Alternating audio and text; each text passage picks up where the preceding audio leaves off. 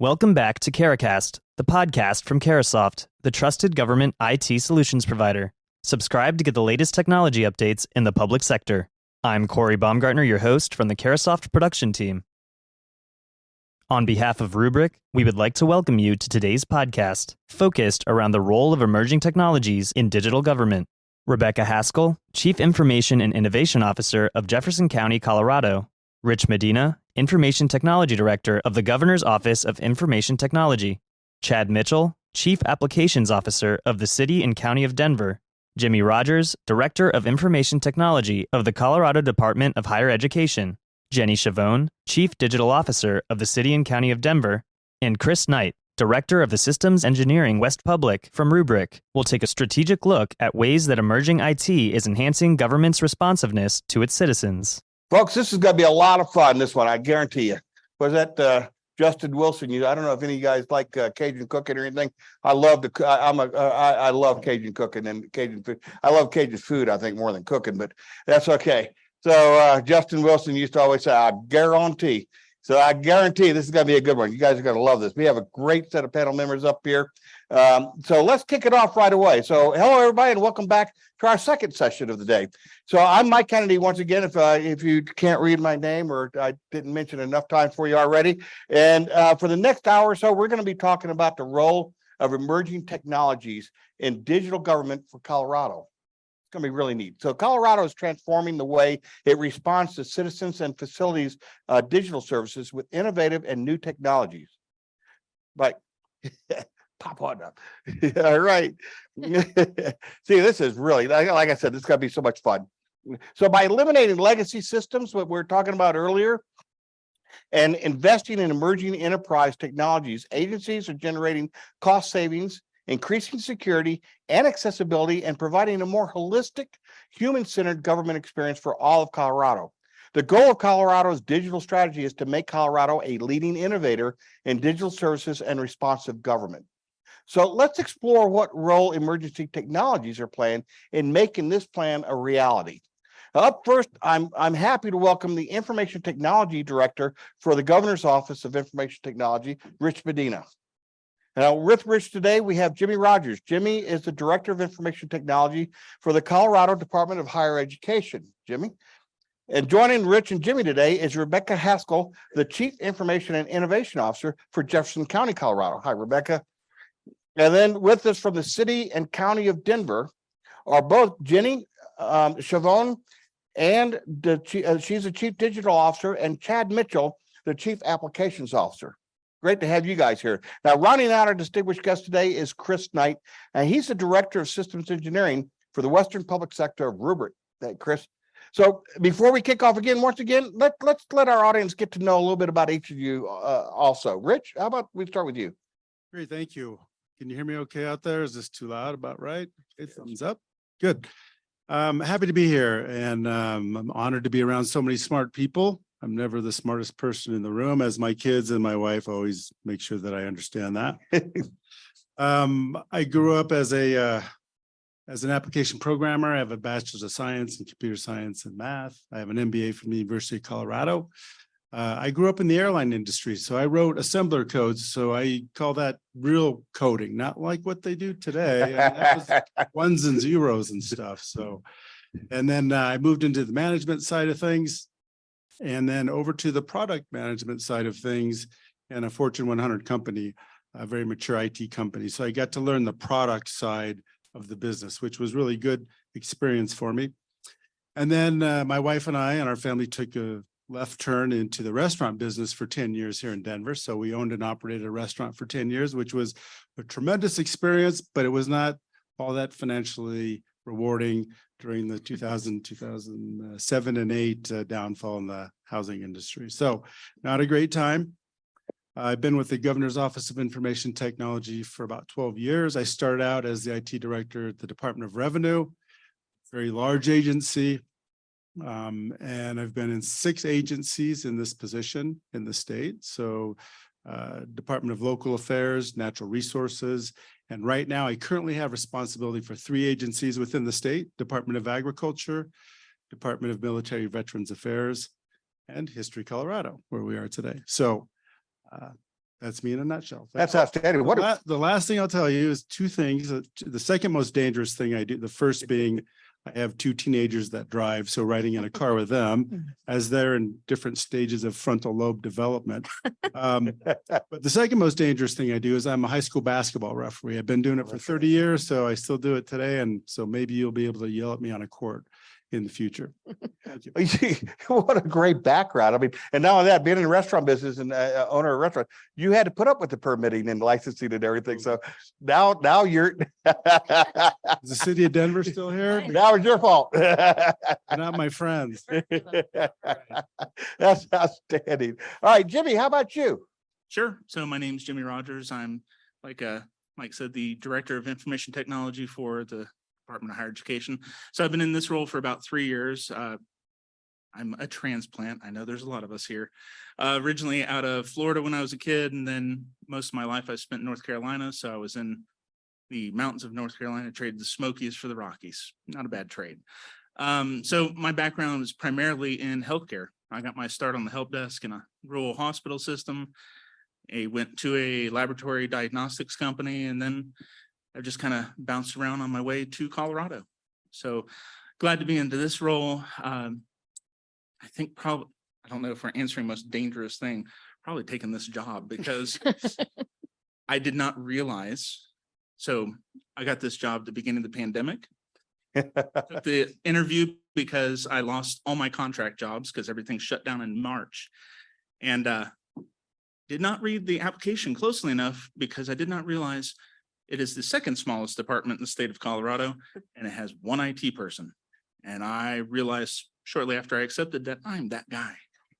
So it's been a great experience, opportunity to add a lot to that toolbox. I'm honored to be here up with the distinguished group. And I guess if we're talking other dangerous things, I like to scuba dive. Me and my wife are both certified advanced open water. Yeah. So got lots of pictures with sharks. It's great to go diving in Nassau. That's outstanding. That's outstanding. And you know what? You're probably the luckiest person up here because you're able to stay operational while you're still in a leadership position. I love being operational. When I was doing it, when I actually got up to senior leadership, they would never give me a screwdriver anymore. I doubled staff, and unfortunately now I don't get to do the fun stuff. I did carry a hammer around with me, though. I called it my fine adjustment tool for our IT systems. You find you can get anywhere in a hospital if you're holding a monitor. Well, outstanding. Okay, Rebecca, your turn. I'm Rebecca Haskell. I am Chief Innovation and Information Officer for Jefferson County. I started my IT career in the ERP space, so I have worked for JD Edwards, PeopleSoft, Oracle. Then I went to Storage Tech on the hardware side, Storage Tech, Sun Microsystems, Oracle. And then I went to Jefferson County 15 years ago. I've been CIO for 5 years, and I dare Oracle to buy us. That's unbelievable. Unbelievable. Well, it's interesting. Storage Tech, the way I know Storage Tech was the supercomputer center at Navoshno. When I first started out as a civilian, when I came off active duty, we used the Storage Tech silos. They're about the size of the corner back there where the IT thing is, and they were robotic. They could hand off to each other. Each of those silos had 1 terabit of information, 1 terabyte of information on cassettes that it could hold. And the big thing was once the scientists called for something in the supercomputer center, we had 6 of them attached to each other with robotic arms. Never mind, you guys, I could carry on for an hour on this by itself, but $1 million a piece at that time for 1 terabyte cassette storage. How have we changed? That gives you just an idea. So, great. Jenny, your turn. Well, hello, I'm Jenny Schiavone, Chief Digital Officer for the City and County of Denver, which you already said, so that's repetitive. I like saying grew up. I like that kind of terminology. I grew up in marketing and communication, so I am fairly new to this whole technology business. The City of Denver actually took a sort of innovative approach about 8 years ago by moving our city's marketing department into the technology department with an effort to basically make sure all of our resident-facing channels were appropriately branded and looked and felt like the city so that you could trust them. And that really kind of blossomed into an opportunity to think more intentionally about digital experiences and how those kinds of experiences really would require that marriage of marketing and technology. So I'm still learning a lot about technical things in IT, and sometimes I have to Google an acronym here and there, but probably the most dangerous thing I've done in a while too is to make a bit of a career transition there. Well, Jenny, you don't have anything to worry about because technology today changes so quickly. We're all learning it every day. It all goes just exactly the same way. All right, Chad, your turn. Let's go with you. Yeah, thank you, Michael. Wow, it says closer is better, but I think maybe back here is okay. Yeah, Chad Mitchell, Chief Applications Officer for the City and County of Denver. That job description is pretty self-explanatory, so I won't get into that. I'm an actual Colorado native, meaning I was born at St. Joseph Hospital. I didn't just claim it after living here for 17 years. I'm sorry if you did, you're not. Chad, But Rose Hospital. to go on the grew up thing, so I grew up in rural Colorado, but the Army was really where I started getting into communications and technology. And after coming off active duty, I served years both in public and private sector, going back and forth, small and medium business, mental health, true government work, corporate work. And my last corporate job, we had a meeting one morning and I called my wife and I said, I can't do this anymore. There's nothing we do that I believe in. And she said, well, what are you gonna do? And I said, I don't know, but it'll be helping people. So here I am back with Denver. I've been with Denver for the last 10 years, changed jobs several times over the course of that tenure. Love it. Can't imagine changing it. Can't imagine doing anything else. It's just a pleasure to be up here with this panel. Thank you for the invitation, and thank you all for being here today. What a great idea. Helping people. I mean, Yeah. that's really what it's all about. Kind of That is really what it's all about. It's good to have people in government. You know, all of us up here, you know, that's what it's all about. There's always more money somewhere else, but you know, why drink out of an oil drum when all you need is a coffee mug? No, period. All right. So finally, Chris, we're getting to you. Yeah. Well, thanks for having me, Chris Knight. My fascination with the West, I'll call it, started when I was a junior in high school. I grew up skiing in Michigan, which is all ice and little hills. I remember going on a ski trip coming out here, and I skied Summit County, and it ruined me forever. So from there, after I got done with school, I moved out west. I've had, just a great experience. I still have to kind of pinch myself like, hey, I get to go to beautiful places like Denver. I live up in Seattle. So I guess you can all thank me for bringing my weather down last few days. But yeah, my background and where I started, I've always been on the sales side. Full disclosure, I've had the honor of being a systems engineer serving both private and public sector customers. From there, I've been able to lead a couple of systems engineering teams doing things like cybersecurity and certainly serving private entities and public entities as well. So it's an honor and privilege to be here, and I wish I brought my umbrella. So well, folks, look at this. What a great group that we have up here for this panel. This is going to be so much fun. It's going to be incredible. So just as I said on the earlier one before, I'm going to address the questions to one of you as they come through, but think about this. The questions for everybody, all questions are for all of you. So if you have a thought, an inkling, anything, an opinion, jump right in, interrupt, pile on top. Pile-ons are great up here for this panel. We love it. So Rich, we're gonna get you up first to bat. All right. So the impact of the pandemic spurred virtually universal work from home for many of the state, regional, and local governments and agencies. And as we were talking about earlier with Julia, in many cases, they have achieved productivity gains and cost savings from having those remote workforces. So with the prospect of a continued remote work and learning, what changes do you see for tomorrow's workplace, and how can emerging technology help us achieve those changes? Well, I have a question first, because I do this and I'm just curious if you all do this, because I work from home probably 97% of the time. So I'm in shorts and flip-flops and tank tops, and I have a collared shirt over my chair so I can grab it and throw it on before I jump on a Zoom. Does everybody do that? mm-hmm. Yes. Okay. I know You're not alone. when this happened, everybody, the dogs got tired. I'd grab the leash and my dog's like, leave me alone. Walks. Yeah. So So from my perspective, I support 3 of the smaller agencies in the state of Colorado. Julia was up here earlier talking about what she's doing. She's kind of got a grander job, a bigger focus on the state, and she's really charging hard with those projects and doing a terrific job. So I support that within the Office of Information Technology, but I'm really focused on my 3 customers, and they're smaller agencies right now.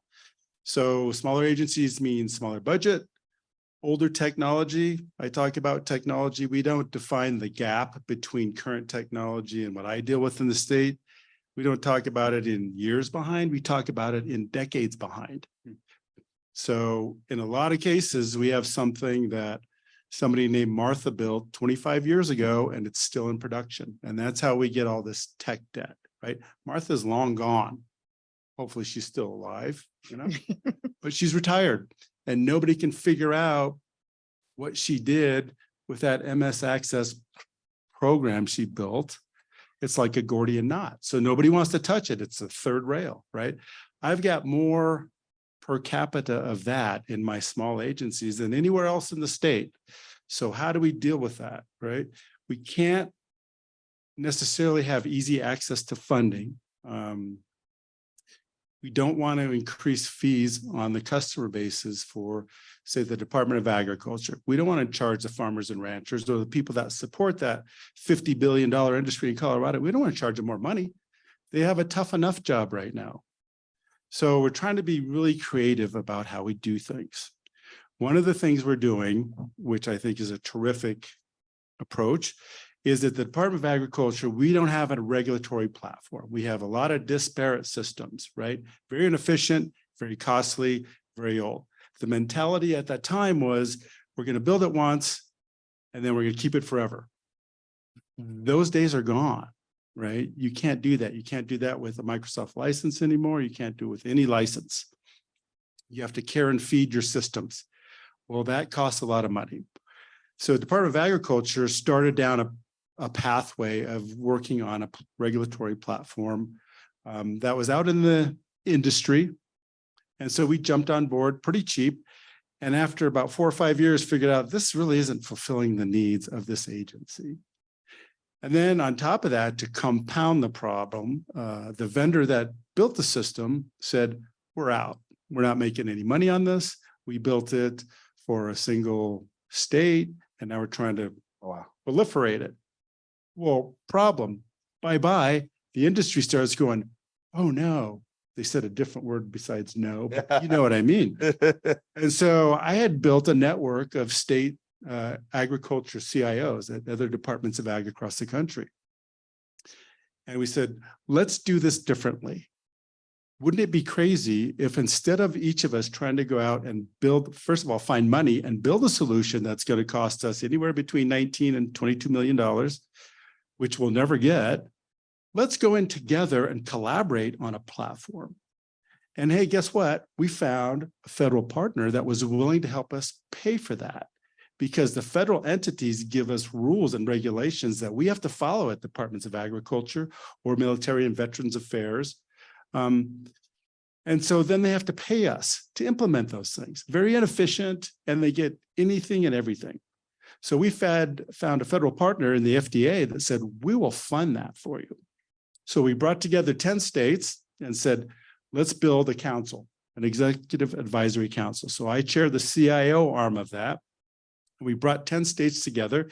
They gave us $8 million over the last 5 years to build a system.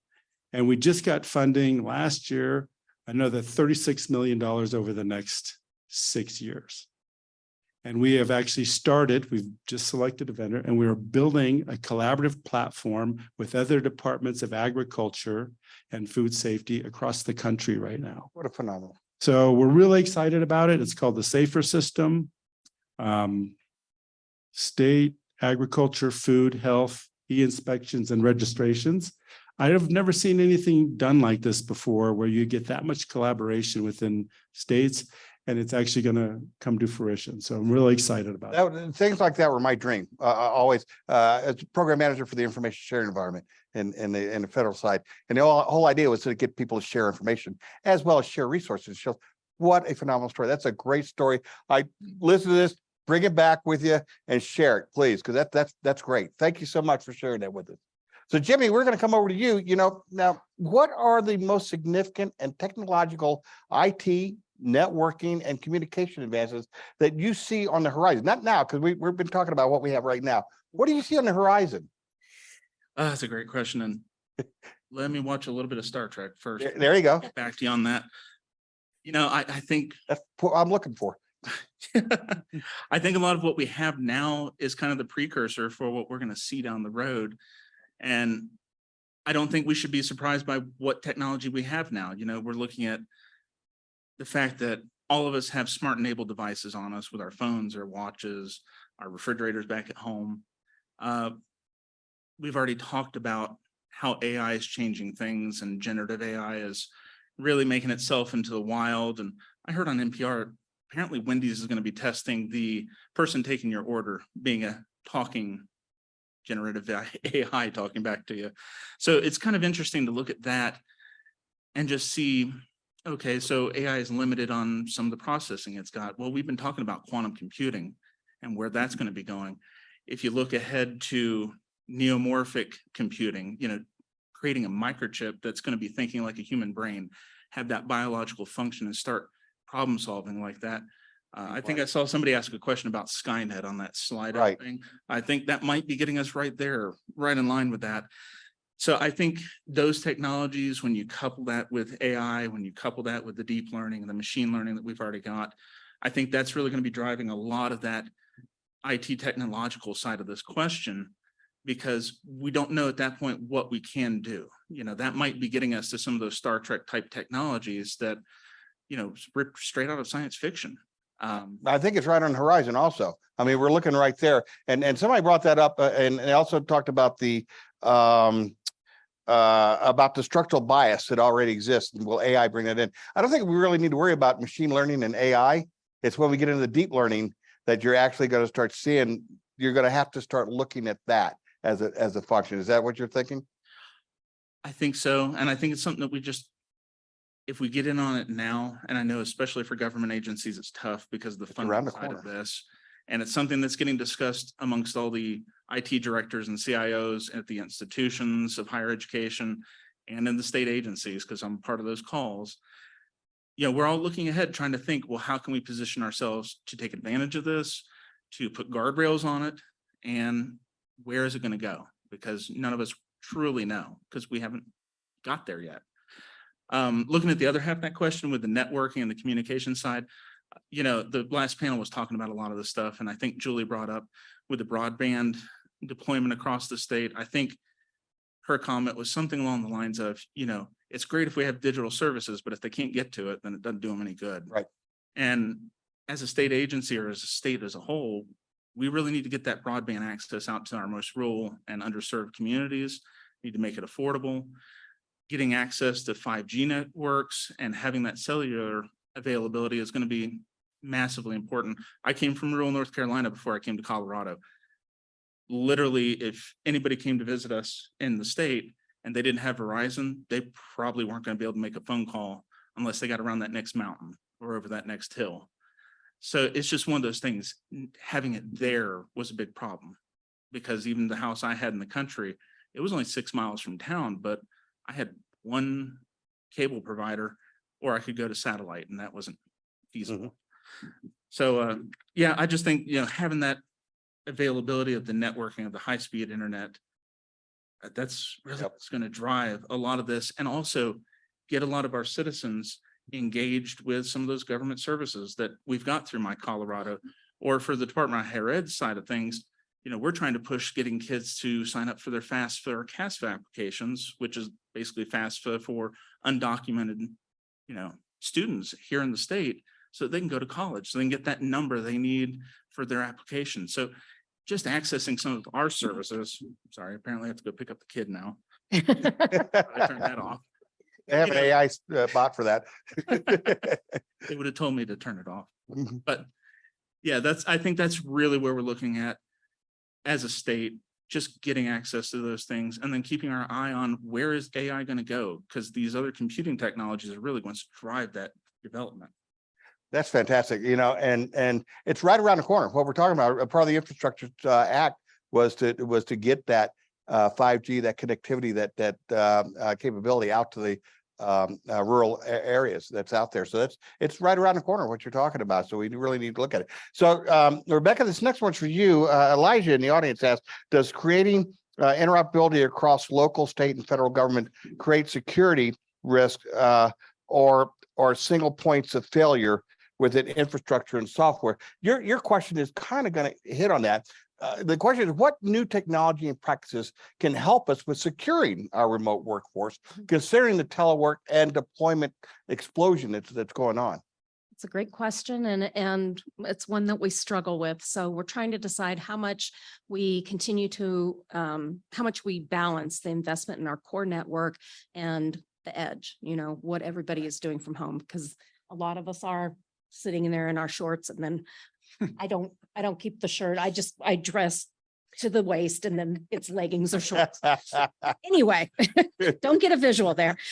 Secrets are coming out, folks. But I think we have some things in place. We use endpoint detection that can isolate an incident on a home computer and respond to that. We have multi-factor authentication. We have mobile device management. So all of our computers at home, our employees are used to saving their work weekly and leaving their computer on so that we can patch.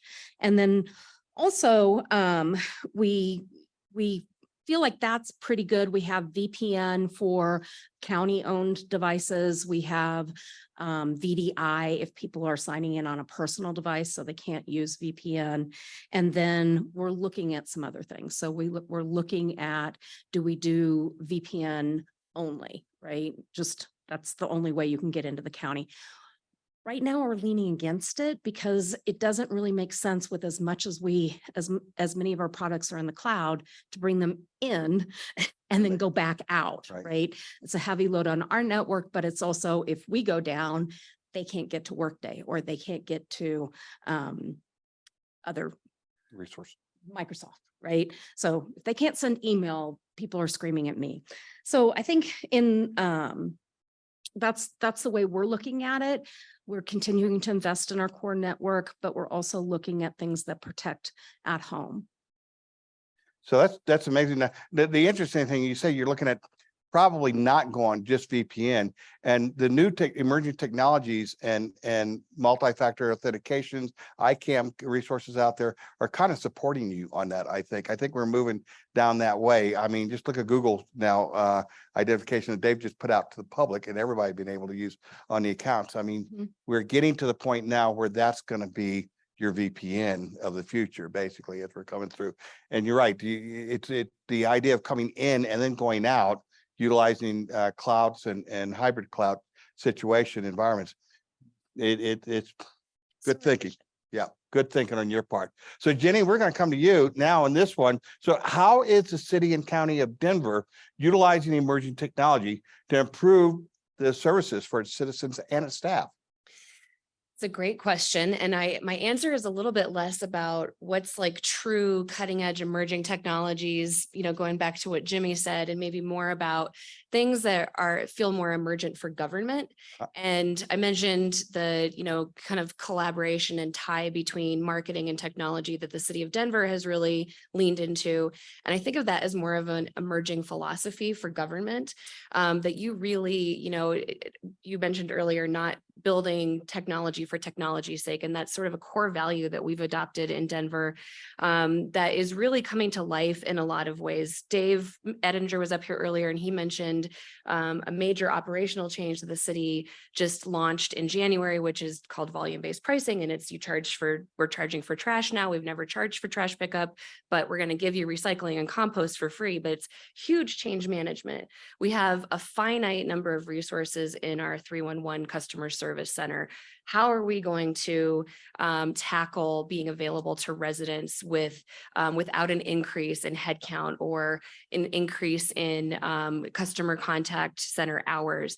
And we really thought about, rather than asking for more people and more hours for people to work, leveraging the existing technologies that we had that maybe weren't as prevalent to our residents as they could have been. So we really leaned into live chat opportunities with the 311 agent, but it allows you to not have to sit on a phone, because when's the last time you had to call Amazon or somebody like that and sit on the phone forever, right? So live chat, as well as online, auto-routed online case management. So go into the portal, tell us we missed your trash, tell us you don't have the right size cart, tell us your bill is wrong, and we're going to auto-route you to that agency. So really, it was less about emerging technology. And I think our approach right now is less about emerging technology, but how do we, harness an emerging philosophy and use those tools in a better way that impacts the resident. And we, through that experience, saw, we were expecting hour hold times at our 311 center. We definitely got into the 30, 45-minute hold times on some days, but we only saw like a 10% increase in call volume. The calls were longer, they were more complicated. We saw a 300 to 400% increase in the use of these digital platforms for customer service, which then proved to us that another road that we were going down, which is adding an AI chatbot to Denver Gov, we just sort of proved that out. Okay, we got our proof of concept. People want to engage digitally. Let's really go after that. So it's, I would say for that experience and customer experience and digital experience perspective, it's just looking at the toolkit and maybe not the next new shiny object, Right. seeing how you can expand on the tools available. Well, you bring up a good point, and the neat thing about it is that I think Julia mentioned it earlier, but it's a social and technology answer that you need to be looking at, not just the technology and not just the social. It's a combination of them. And then where do you make that cutoff? I mean, where do you do that? And that kind of it's hard. It's something that we're going to continuously evolve. It's an evolving capability that's there, and you're getting there. Sounds like it's great. It's fantastic. Jenny, we did a similar thing with motor vehicles. Yeah. And so we started out with chat agents and then moved into a chat bot, and we reduced wait times from 5 to 6 hours down to 5 minutes. We have less time, it's a multi-tier approach. So kiosks and, all the stuff, but the chat bot itself has taken care of so many calls that now the agents have free time and secret, we didn't lay anybody off, but we did eliminate 2 empty positions. And There you go. It's not new. It's an evolution, not. It's newer for government. Yeah, And it makes a big difference to the experience, and our satisfaction ratings have gone way up. Yep. It's amazing.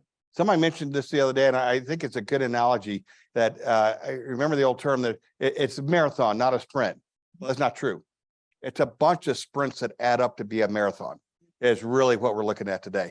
And that's where we're going. It's a lot of sprints that when you add them together, it becomes a marathon at that point.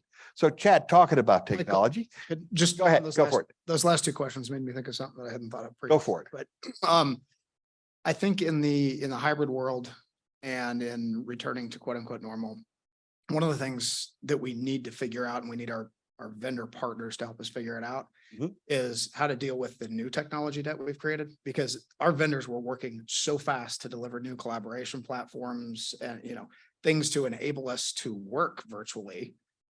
And we just adopted them. Right. And now we've got this internal crisis. If somebody says, you get in a meeting 3 weeks after as a follow-up, the previous meeting, and, all of a sudden everybody's scrambling. Where's the meeting notes? Where's that document that was sent out? I know somebody put the architectural diagram. Was it in the chat for the meeting? Was it in the files for the meeting? Is it in SharePoint somewhere? Did they email it to everybody? So we definitely took advantage of the tools and we used them wonderfully, and we solved big problems, but we created another huge problem for ourselves just in document and information management across platforms that we were unskilled with. Fortunately, they were just simple enough to deploy and go use.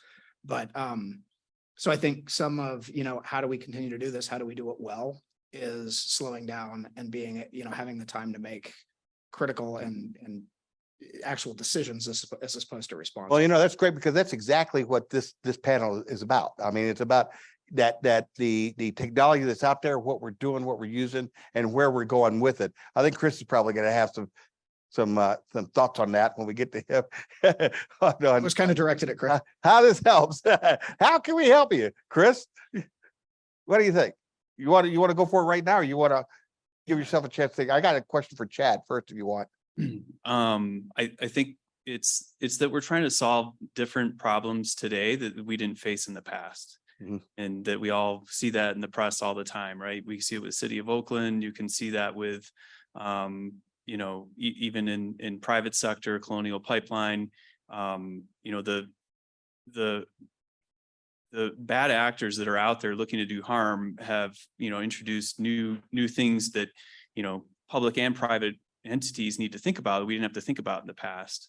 So, I'll go back to what Julia was talking about in the previous session about the My Colorado app. I mean, it's wonderful, right? You have all this productivity. You don't have to carry a card around. You have your phone, which is ubiquitous today. Everyone has that. There is also the flip side of that coin, which is that's a really target-rich environment for a bad actor. It's got all this PII data, and Right. And the whole series of events that transpires when, they come in and they exfiltrate that data and they hold on to it, then they hit where that data is stored from a backup perspective and they lock that down first, then they hit production and drop a note. It's how, how we're coming up to speed in this arms race, both state, local governments, private sector folks too, trying to stay ahead of the bad actors while also balancing, all these great productivity gains that we have from, all these applications that we have. And it's a real challenge, and it's not going to go away. It's just going to be the new reality that we have to deal with. Interesting thoughts. Thanks. So, Chris, you brought it up, technology acceleration. I mean, it's a big part of the Colorado's digital government strategic plan. So for the city and county of Denver, how are you planning to deploy technology and coordination among and across state and regional government and within your communities at the speeds, that are capable of meeting your plan's goals? I mean, this is right in your lap now. Yeah, it's interesting. And Julia kind of touched on this earlier. The funny thing about everybody who works in public sector is we're trying to solve the same problems, which means I think by default, our strategic plans, our strategic objectives align organically. Innovation, reliability, people, access, the list can go on. We call them different things. We address them differently, but we've all got the same problem, which is a good thing to have. So collaboration is huge. Just working with one another, like you talked about in that last session. If somebody's already done it, like these are not revenue generating businesses, and there's no prizes at the end of the year. Just go out and figure out what is available that will solve your citizens' problems. That'll answer those questions, that will drive their success in working with government. What's really neat is to have something online or something available that anybody within the state, regional, local governments can access. That says, oh, somebody else has already done that. Yep. Because we're focusing heavily right now. Obviously, Dave mentioned federal mandates, technology debt is now technology neglect. Compensating controls are no longer okay. You have to get rid of legacy. So those are huge initiatives that we're all dealing with, as well as coming out of the state level legislation on ADA and access. We've all got those same problems. So getting together and figuring those out. A lot of the ways that Denver is going about it, in particular in terms of innovation and how to move things forward, we're doing a lot with automation right now. We've got an entire automation center. We've got an automation program. When it was launched, we already had a backlog because some of our customer agencies had heard about it and reached out to us and said, I do this really stupid thing every day, right? Automation is about letting machines do transactional things and letting people do transformational things. So, and then just using automation to really improve business processes. So it was wonderful to start something that is kind of scary for people. And we had a whole list of people that were like, I waste friggin' taxpayer dollars every day. I do this thing 3,000 times a week. Can you just teach my stupid computer how to do it for me? And yeah, it took 5 minutes. Bingo. So, you know, automation's a big one. Cloud adoption is obviously huge. And leveraging, not just putting stuff there because, you know, it's cheaper if you manage it properly, but taking full advantage of the tools that are out there. So, you know, some of it's AI, some of it is containerization, some of it is translations where you can have, you know, a deprecated back end or let's say a front end. You have a front end that requires a deprecated back end. By ordinance, you have to change that back end. You don't necessarily have to refactor the front end to do it. You put something in the middle that makes, you know, tricks everybody into thinking everything's copacetic here. So And transparent to the end user, to the user. exactly, into the machines themselves. Right. You know, so so just, you know, getting creative on how we can use things that are newly emerged, maybe not truly emerging, but newly emerged just to solve yesterday's problems. Right. We all live in a world where we've got, you know, 20, 30, 40. I mean, in 2019, we retired our last mainframe appliance. Thing had been in service for 36 years. Yeah, on running the exact same applications, software, everything else. We had just kept spending millions and millions and millions of dollars to update it. So anyway, I think as much as emerging, it's newly emerged and figuring out how to truly adopt that in the government space and use it to solve the problems. People went before us to fix similar problems. Google, Amazon are great examples of what customer service is supposed to look like and what the delivery of knowledge is supposed to look like. We need to leverage those, the tools that they use, the approach they used, and just make things better at the citizen level. You know, you make some points and I just said, I'm one of these, if I don't say it in 15 seconds, I'll forget it. The AI, where it can help is not just in the end user or the product or whatever, but how do we properly retire that 36-year-old server and function and evolve into the new capabilities and bring that in? That's where AI could be a huge help, don't you think? And that's one of the first things we did with our automation platform was a little bit of self-help. The first two things were provisioning and deprovisioning of infrastructure. You know, you put in a request, 30 minutes later, you've got a series of emails and it says, yeah, here's your server name, here's your IP, here's, you know, whereas it used to be 2.5 weeks of tickets being transferred from one team to another team, to another team, to another team. So, and there's transaction log that goes behind it. You know exactly what happened, exactly if it worked right, where it's at, you know, it's hardened. You don't have to have somebody build it and then somebody go in and fix all the flaws with it and things like that. So yeah, absolutely. It's working. Ideas and thoughts that everybody can use that's out there. Chris, I knew we are going to make it to you eventually. We did. Cyber threats are increasing daily. I mean, we're all talking about, we all see it. It's increasing daily. For cybersecurity, resiliency and recovery are an important part of defense. So what does successfully maintaining resiliency for data consist of today? And then what do you see emerging in the near future? I mean, that's critical for recovery and cybersecurity. Yeah, great question.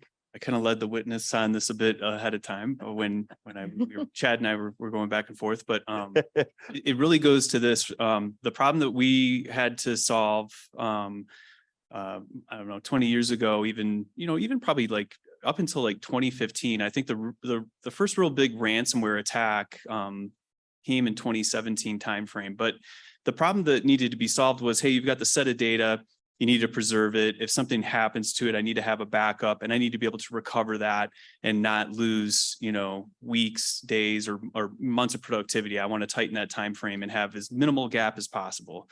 So I have a data center, I have a secondary data center, I'm doing replication. Cloud certainly has changed that, but it's still kind of solving that same core problem, which is I've lost data. Data's become corrupted just through just through technology and its failings, software and code, and all code's flawed and all that stuff. Or the problem of solving a natural disaster. Hey, the primary data center got flooded out because there was a storm, whatever took place. So what has changed in the current environment when we look at things like ransomware, the bad actors exfiltrating data, introducing malware into an environment, is it introduces different unknowns that, even in the past, if we had the secondary or the primary data center, tornado came through and wiped it out. We know what we need to do to fix that, right? We we lost data on this date. That's when the tornado came through. We need to go look up at our backups. Can we recover with that set of data that we have at the, at our recovery site? When you have ransomware introduced into an environment, that introduces a new dynamic that you have to handle. Has ransomware hit everything in the data? Usually not. How far back did it go? A lot of times the dwell period for that stuff being in there, sometimes it's a couple of weeks. It can be in some cases up to 60 days. And you don't know. The other thing that's happened in parallel to that oftentimes, I talked a little bit about this with the My Colorado app, and they're similar, is PII data, HIPAA data, anything that has regulatory concern, if it's PCI, or in certain instances, and this is a little bit more applicable on the private sector side, but what if you transact with someone who lives in Europe? They have a whole different set of privacy concerns and laws. Right. So there's part of this sensitive data discovery of understanding, I have this set of data that I need to preserve. I need to be able to recover quickly. And what is my exposure to this data being released out into the wild and the black web? And we see this in school districts sometimes where, person on our, in our sales team got a call from his school that they were giving him a LifeLock account because the school had been breached.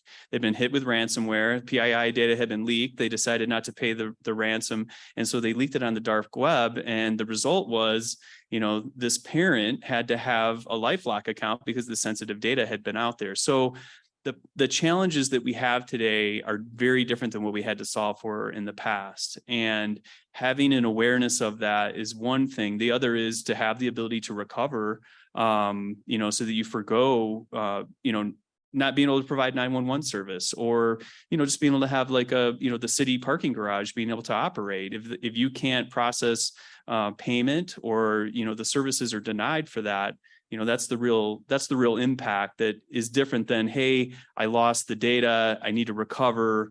It's a different set of problems that we're really trying to solve for today. That's phenomenal. And it's absolutely right and on target. The thing is, it goes all the way back. You look at the OPM breach years and years and years ago. I still have my identity protection based off of that. I'm not sure how good it is, or who would want my identity anyway, to be honest with you. But anyway, absolutely good points on everything. So yes, go right ahead. I don't know if this is actually a question, Okay. but, and everybody else may be aware of this, and I just found out yesterday, and because Jenny usually keeps me up on pop culture and things, and we haven't seen each other for a minute. So, but we had a briefing yesterday about some of the recent public sector ransomware attacks, and a lot of them were, the bad actor was actually ransomware as a service. Yes.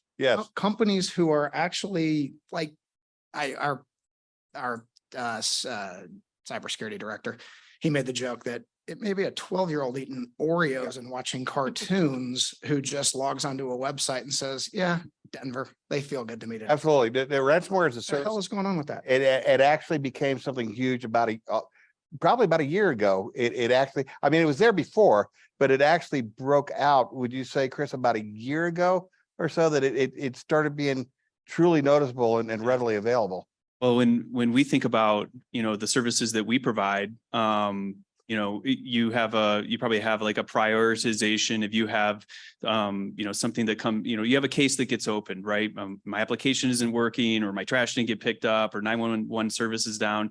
Well, what priority is that, right? And then you have SLAs that you have internally with your internal constituents and the people, how long is it going to take for us to restore? P1 is going to get higher priority. We have an escalation path.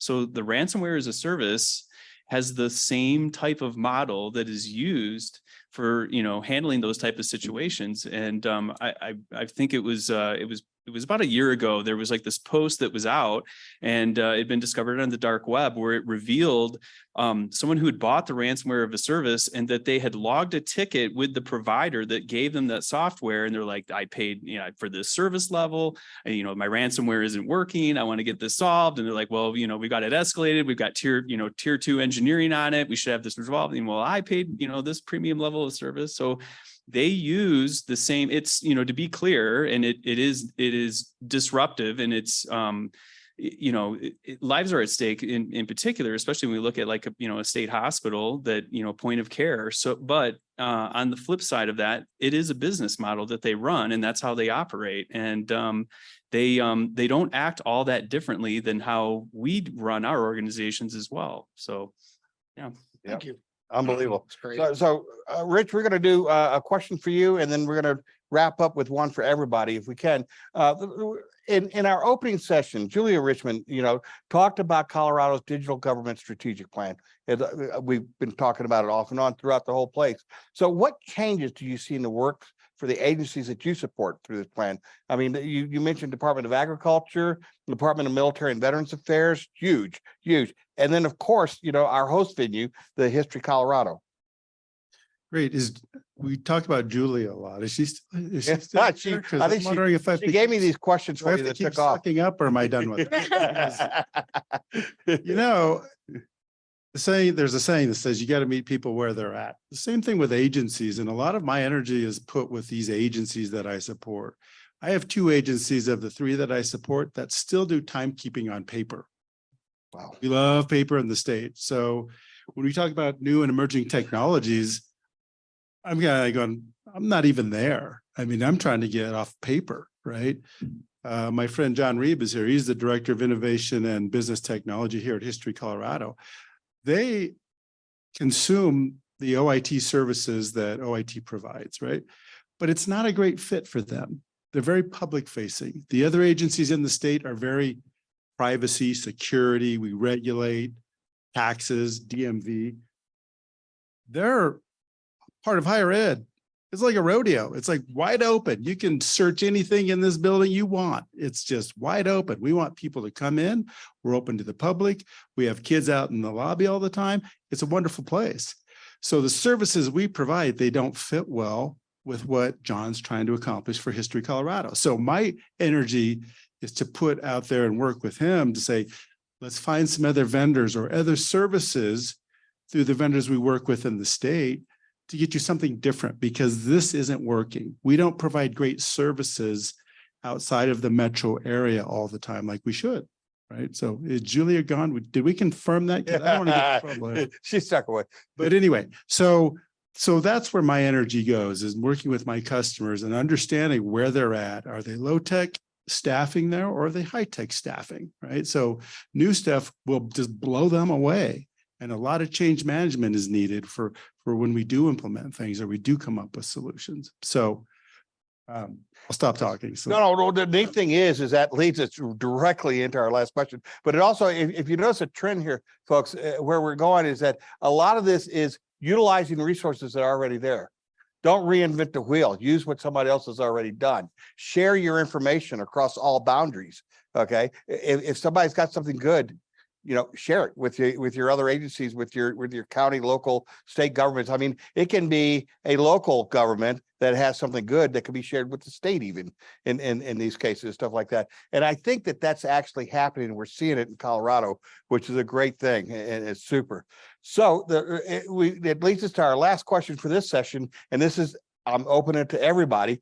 With all these modernization efforts, transformation across the state, how do you ensure that the customers and employees can keep up with the speed of change? I think that's what you're getting at.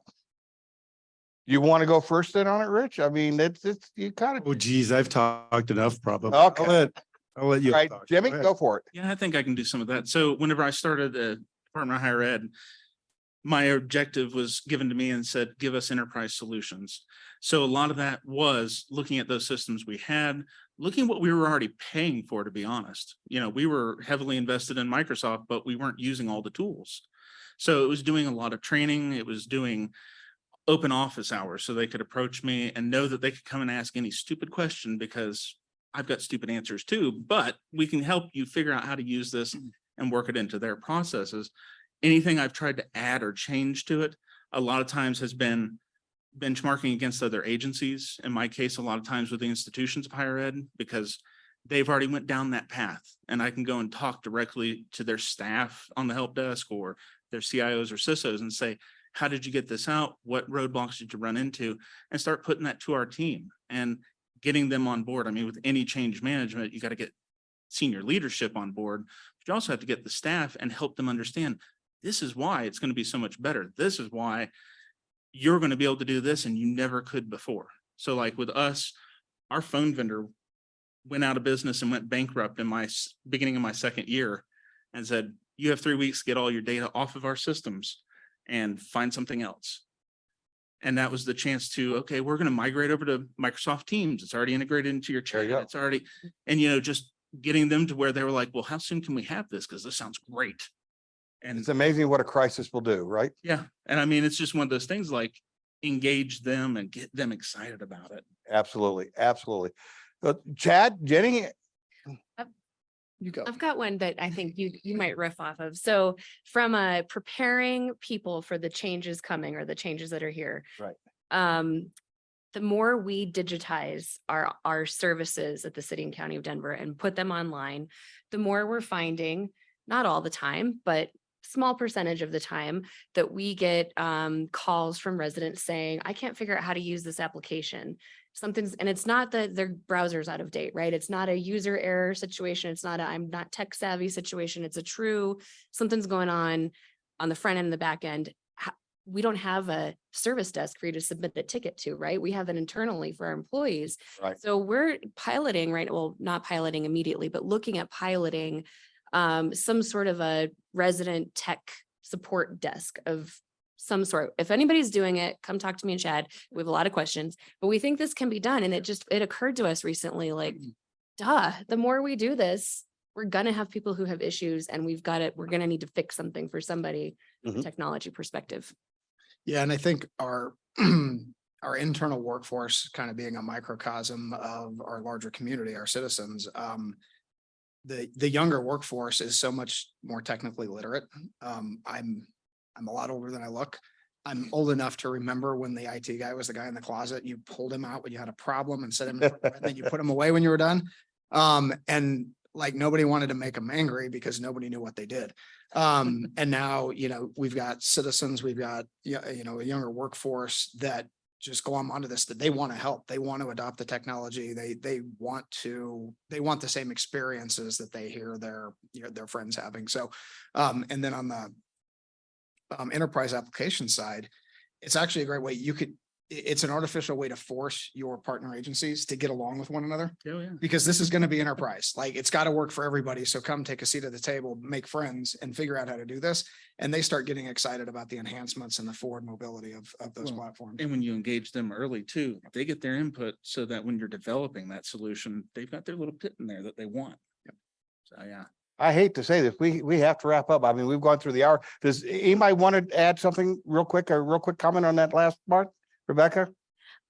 I think change management is a huge part and incremental change. So that kind of continuous improvement.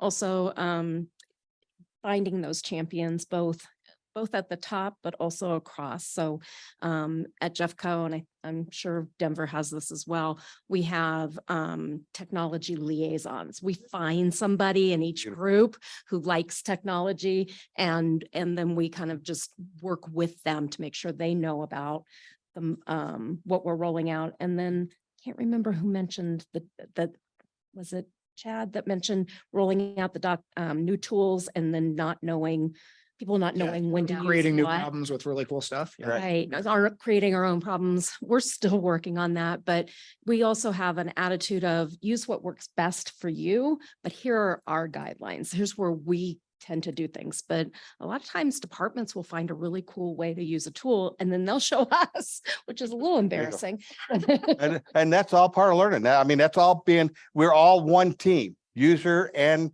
administrator and security. You're all one team. This has been a phenomenal hour. I want to thank all of you for joining me. Thanks for listening, and thank you to our guests, Rebecca Haskell, Rich Medina, Chad Mitchell, Jimmy Rogers, Jenny Chavone, and Chris Knight. Don't forget to like, comment, and subscribe to Caracast, and be sure to listen to our other discussions. If you'd like more information on how Rubrik can assist your organization, please visit www.carasoft.com or email us at rubrik@carasoft.com. Thanks again for listening, and have a great day.